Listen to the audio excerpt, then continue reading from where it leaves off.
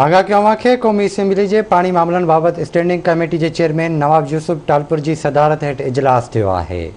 Update कंदा हलूं। Breaking news है तो क़ौमी असेंबली जे पाणी मामलनि बाबति स्टैंडिंग कमेटी जे चेयरमैन नवाब यूसुफ टालपुर जी सदारत हेठि इजलास थियो आहे।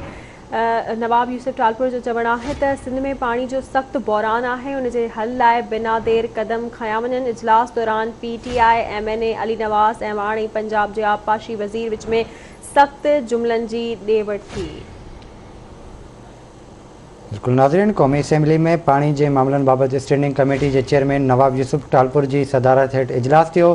इजलास में मीर मुनवर टालपुर जूं सिंध में पाणी जी खोट जो दाऊं कयूं वयूं, जॾहिं त मीर मुनवर टालपुर जो चवणु आहे त सिंध में पाणी जो सख़्त बहरान आहे, उन जे हल लाइ बिना देर कदम खया वञनि।